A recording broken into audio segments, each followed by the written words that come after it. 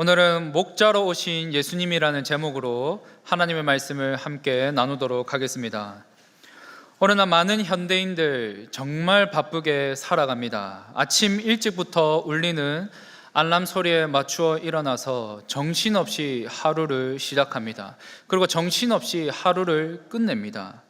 심지어 여행을 가서도 바쁘게 여행하는 것을 볼 수 있습니다. 좀 쉬고 휴식을 취하기 위해서 해외여행을 가는데 막상 그 일정표를 보면 쉼이 없습니다. 그래서 해외에서 여행을 하다 보면 이런 생각을 하지 않습니까? 한국 가서 쉬어야겠다. 쉬러 갔지만 한국 가서 다시 쉬어야겠다 이렇게 생각합니다. 또는 더 지쳐서 돌아오거나 몸살을 앓기도 합니다. 이처럼 오랜날 많은 현대인들 참 바쁘게 살아가는 것 같습니다.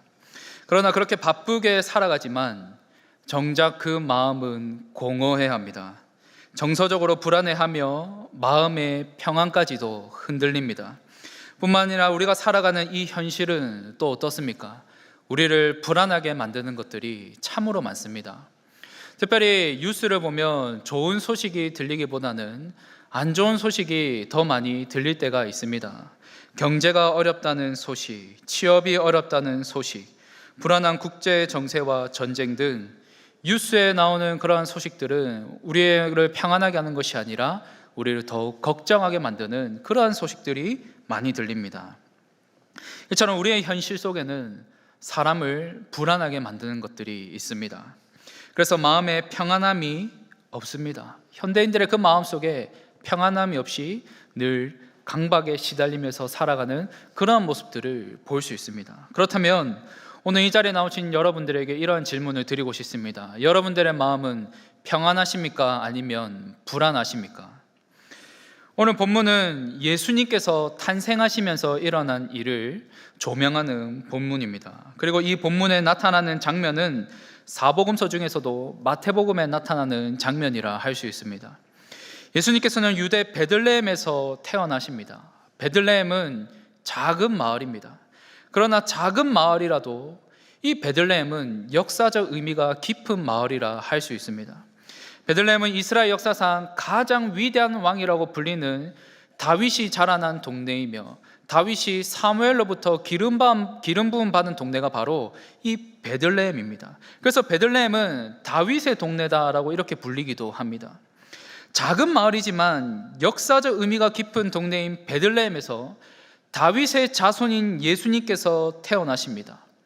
예수님의 이 탄생, 이 모든 것은 우연이 아닌 하나님의 그 섭리와 인도하신 가운데 일어났습니다. 왜냐하면 이미 예수님의 이 탄생을 구약에서 예고하고 있기 때문이죠. 미가 5장 2절의 말씀을 보면 베들레헴 에브라다야 너는 유다 족속 중에 작을지라도 이스라엘을 다스릴 자가 내게서 내게로 나올 것이라. 그의 근본은 상고의 영원에 있느니라. 이 말씀은 하나님께서 보내실 참된 구원자이신 메시아, 그 메시아가 베들레헴에서 태어날 것이라는 것을 말씀합니다.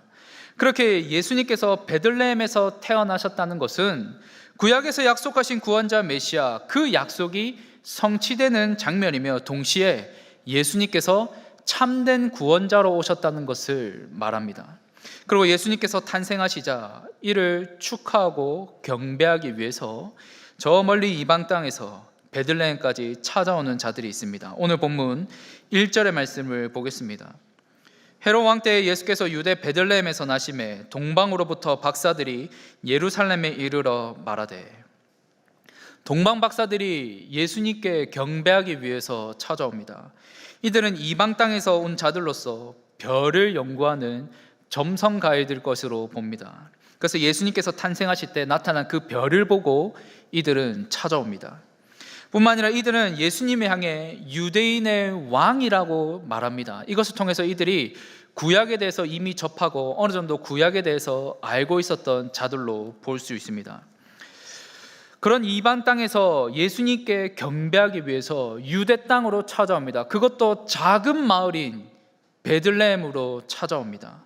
여기에는 마태복음이 던지는 중요한 메시지가 있습니다. 이 땅에 오신 예수님을 통한 구원이 이스라엘을 넘어서 이방 땅으로 향하게 될 것이라는 그 메시지를 이 마태복음 서두에서 마태가 담아내고 있다는 겁니다. 즉 예수님은 온 세상의 구원자로 오셨다는 겁니다. 자, 그런데 우리가 주목할 점이 있습니다. 예수님께서 탄생하실 때 이 유대 땅을 통치하고 다스리던 왕이 누구냐입니다. 누가 현재 유대인의 왕으로 있습니까? 헤롯 왕입니다. 헤롯 왕은 정치적 수완이 되게 뛰어난 인물입니다. 그는 로마의 초대 황제인 옥타비아누스의 신임을 얻은 자로서 황제의 편에서 정치적인 기반을 다진 인물입니다. 그래서 옥타비아누스의 후광을 입고 오랫동안 유대 땅을 통치할 수 있었으며 그는 로마에 매우 충성을 다한 인물이었습니다.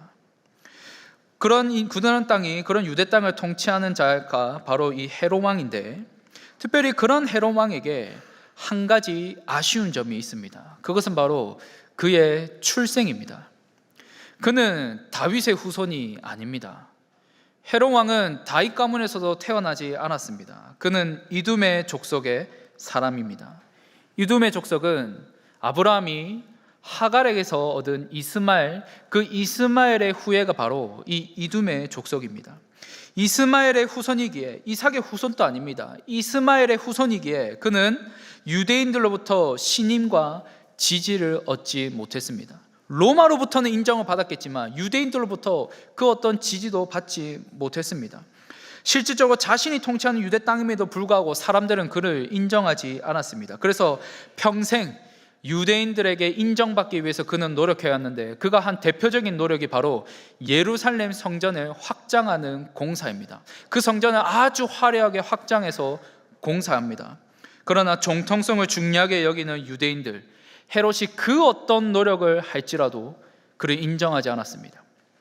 다윗의 자손이 아니었기 때문에 그를 인정하지 않았습니다. 그래서 그는 유대인들의 신임을 얻지 못한 왕이었기에 그의 왕위는 늘 불안했습니다. 그 결과 헤롯은 자신의 그 낮은 자존감으로 인해 잔인한 폭력성을 지녔던 인물로 보입니다. 그래서 역사가인 요세푸스도 헤롯은 자신의 왕권을 지키는 이 일에 강박적이었다라고 기록합니다.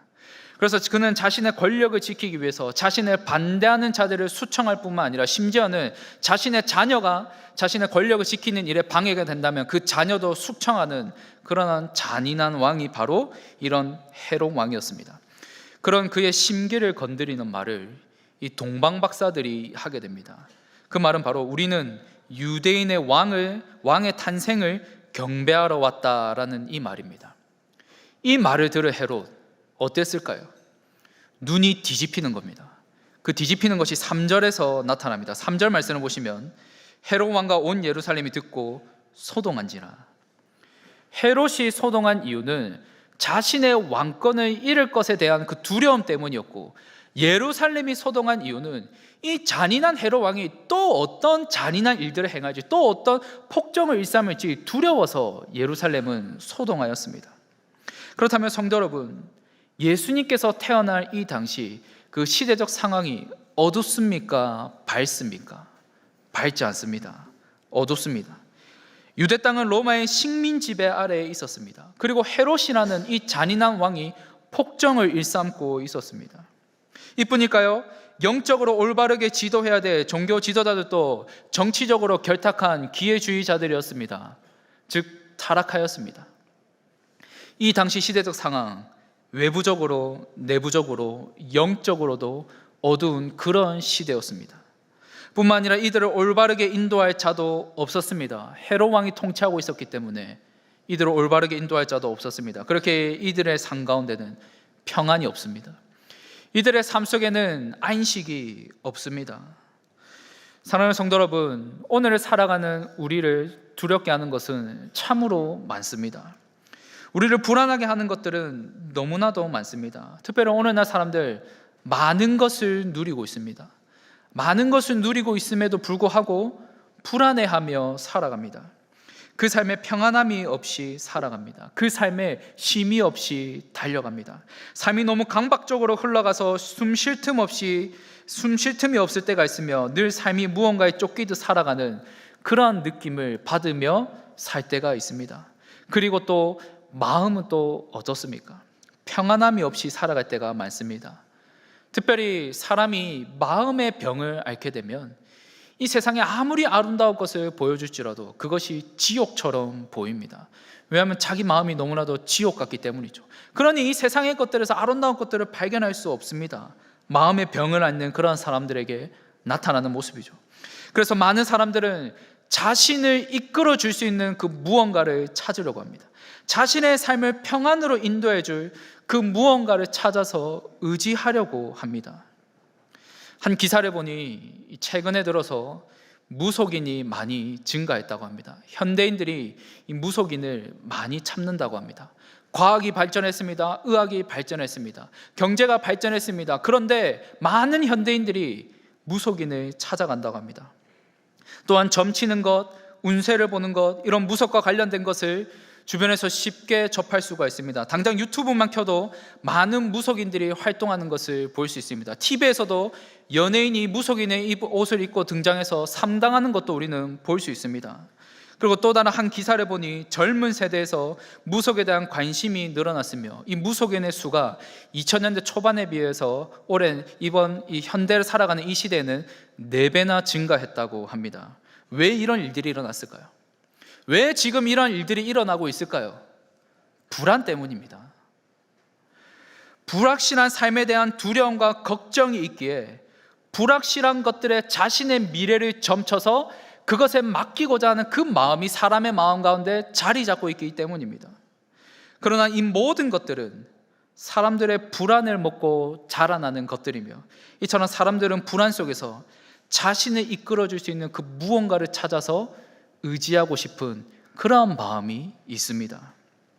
특별히 이런 모습이 이스라엘의 초대 왕인 사울 왕의 모습에서도 발견할 수 있다는 것을 우리는 눈여겨볼 필요가 있습니다. 사무엘상 28장을 보면 이스라엘에 큰 영향력을 끼쳤고 사울 왕에게 있어서 또 중요한 조력자이자 사울이 의지했던 중요한 선지자인 사무엘이 죽게 됩니다. 그리고 그 28장을 보면 사울이 신접한 자와 박수, 즉 무당들을 그 땅에서 쫓아내었다라는 그런 기록이 담겨져 있습니다. 그런데 사울 왕이 블레셋과의 전투를 앞두고 있을 때 그 블레셋의 군대를 보게 됩니다. 그 군대를 보게 되자 사울 왕의 그 마음 가운데 두려운 마음들이 생겨나는 겁니다. 그래서 성경을 보면 사울이 블레셋의 군대를 보고 두려워서 마음에 크게 떨었다라고 말씀하고 있습니다. 그가 불안해하고 두려워하고 크게 떨자 어떤 일이 일어났을까요? 엔돌의 신접한 여인, 즉 무당을 찾아갑니다. 사울은 이스라엘의 초대 왕이며 자신이 그 땅에서 무당들을 쫓아내었습니다. 그런 사울이 어떻게 합니까? 무당을 찾아갑니다. 왜 이런 모습이 나타났을까요? 큰 불안에 휩싸였기 때문입니다. 그래서 잘못된 방향이지만 그는 자신을 이끌어 줄 수 있는 다른 무언가를 찾아서 의지하려고 했습니다. 이뿐일까요? 이스라엘 열왕들의 역사를 보면 왕들은 외부의 침입으로부터 위기가 찾아왔을 때 우상들을 찾아서 의지합니다. 또는 더 강한 나라를 찾아가서 의존하려고 했습니다. 이처럼 사람이라면 누구나 불안을 느낄 때가 있으며 그 불안으로 인해서 다른 무언가를 찾아서 의지하고 싶은 그 마음이 사람의 마음 가운데 자리 잡고 있다는 겁니다. 이것은 우리 그리스도인들도 마찬가지입니다. 그래서 그 삶에 평안함이 없으며 이는 곧 마치 앞이 보이지 않는 캄캄한 어둠 속을 걸어가는 그런 느낌을 우리는 받을 때가 있습니다. 그런데 성경은 이러한 상황 속에서 캄캄하고 어두운 밤하늘을 밝게 비추시는 그 한 분의 탄생을 조명합니다. 그분이 누구입니까? 바로 예수님입니다.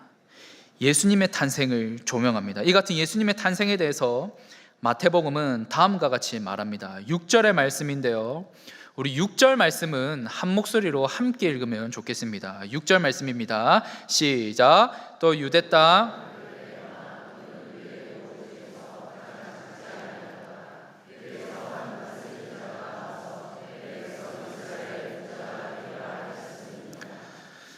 아멘. 앞서 말씀드린 것처럼 구약에서는 이미 예수님의 오심을 말하고 있는데 이 말씀은 앞서 말씀드린 이 미가 5장 2절의 말씀과 연결되는 말씀입니다.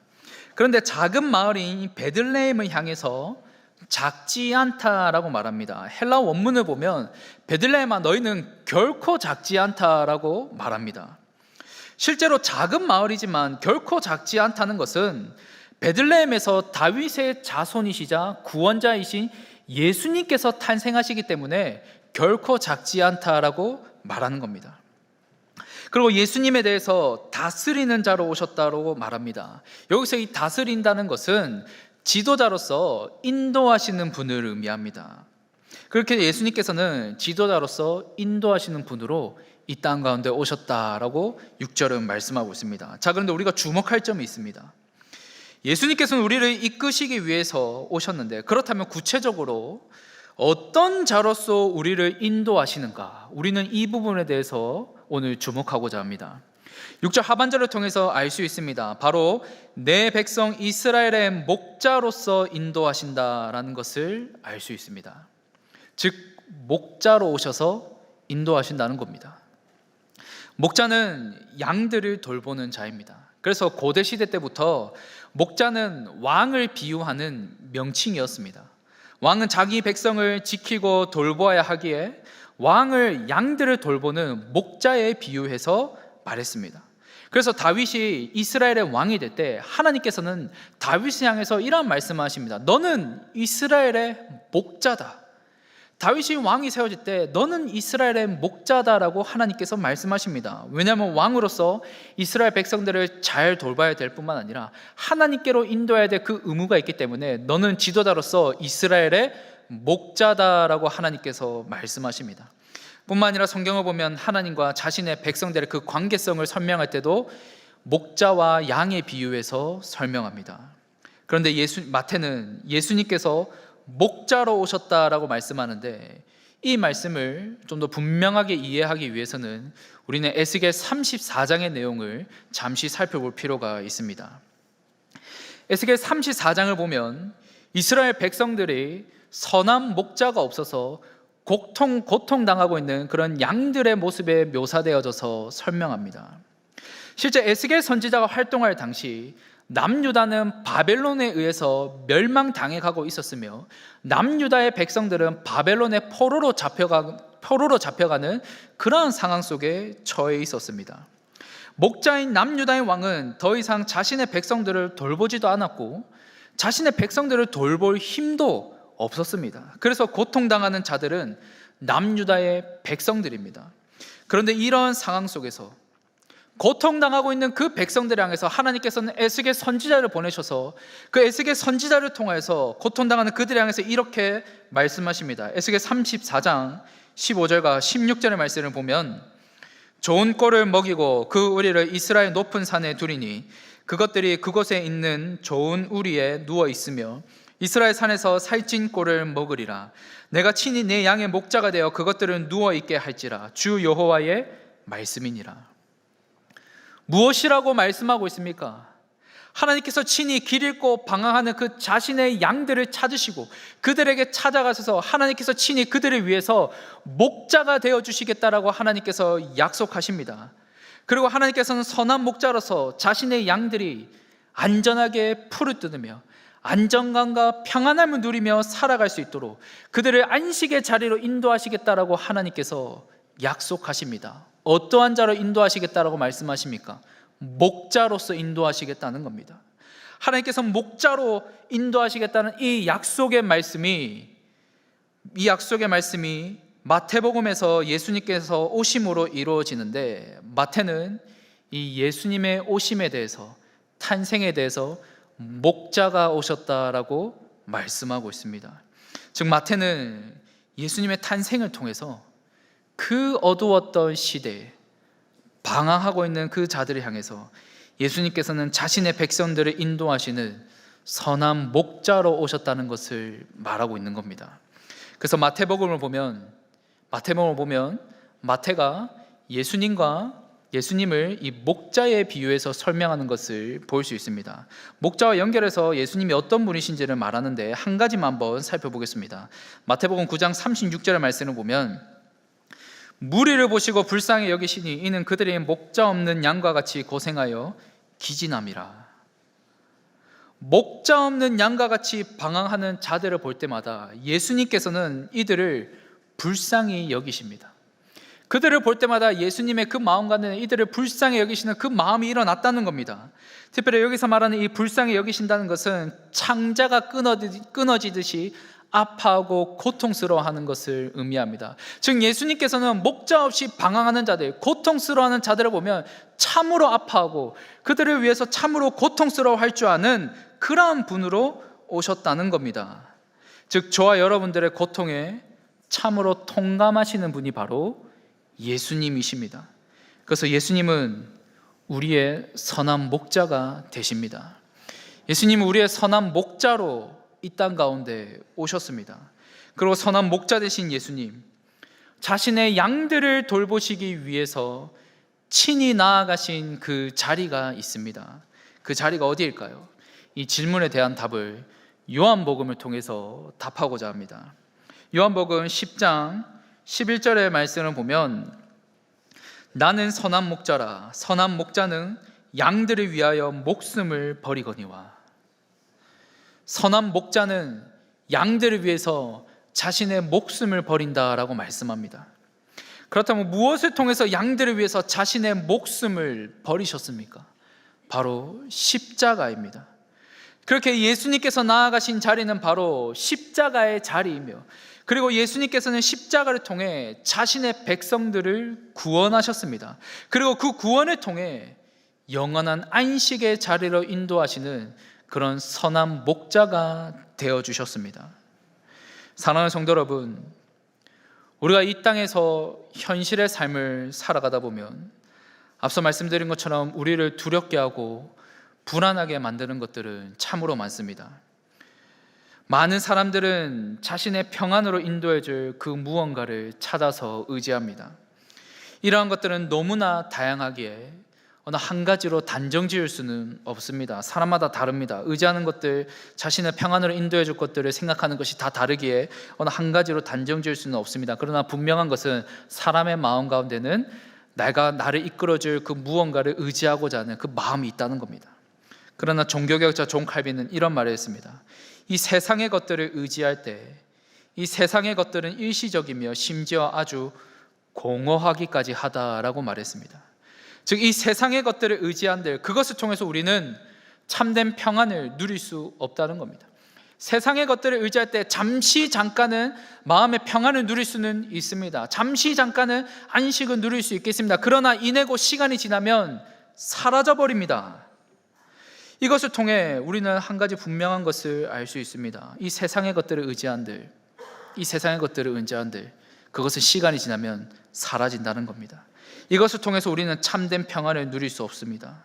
그것을 통해서 마음의 참된 안식을 누릴 수가 없습니다. 왜냐하면 이 세상의 것들은 시간이 지나면 이슬과 같이 사라지는 것들이기 때문이죠. 그런데 우리에게 성경은 말합니다. 예수님께서는 왕이시며 동시에 선한 목자로 오셨다고. 그리고 그 선한 목자 대신 우리 주님께서는 자신의 백성들을 돌보시고 인도하시는 분이라고 말합니다. 성도 여러분, 우리 주님께서는 우리를 이슬과 같이 사라질 것들을 얻기 위해서 인도하시는 그러한 분이 아니십니다.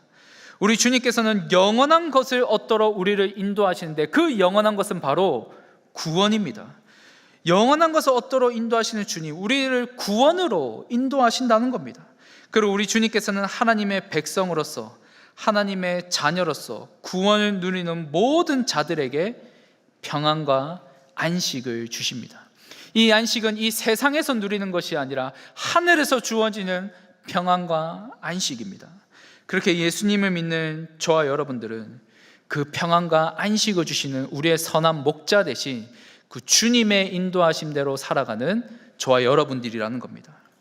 성도 여러분, 이 땅을 살아가면서 여러분들을 걱정하고 불안해하고 두렵게 만드는 것들은 무엇입니까?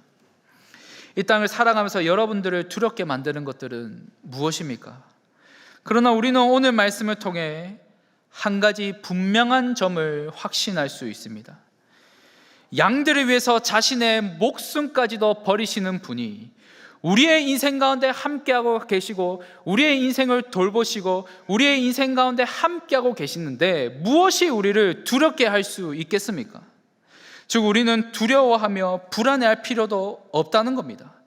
예수님을 믿는 우리 모두는 그분의 돌보심과 인도하심 속에 살아가기 때문에 이 세상의 그 어떤 무엇이라 할지라도 우리를 두렵게 하지 못합니다. 우리 주님께서는 그 어떠한 상황 속에서도 선한 목자로서 우리 모두를 평안으로 인도하시며 결국에는 영원한 안식의 자리로 인도하시는 그러한 분이시기 때문입니다. 바로 이것이 예수님의 십자가를 통해 자신의 양들에게 베푸시는 구원의 놀라운 은혜입니다. 그렇게 성도 여러분, 그 은혜를 베푸시는 우리 주님을 바라보시기를 바랍니다. 영원한 목자 되신 주님을 더욱 신뢰하시기를 바랍니다. 그리고 특별히 혹 이 자리에 나오신 분들 중에 아직 예수님을 믿지 않고 아직도 여전히 불안한 자신의 영혼을 인도해줄 다른 무언가를 찾아다니시는 그러한 분이 계십니까? 그렇다면 우리를 평안으로 영원한 안식으로 인도하시는 그 선한 목자 되신 우리 주님을 믿으시는 귀한 은혜가 있기를 소망합니다. 우리 주님께서는 환난 속에서도 고난 속에서도 우리가 불안하고 두려워하며 떨고 있을지라도 우리 주님은 평안으로 인도하십니다. 그 주님을 바라보며 살아가시는 그러한 삶이 되시기를 소망합니다. 그렇게 오늘 이 자리에 나오신 여러분들 모두 예수님께서 우리를 참된 평안과 안식으로 인도하시는 그러한 선한 목자가 되신다는 것을 기억하시면서 언제나 우리 주님 안에서 그 주님의 인도하신 대로 살아가시는 오늘 이 자리에 나온 모든 성도님들 되시기를 주님의 이름으로 축원합니다.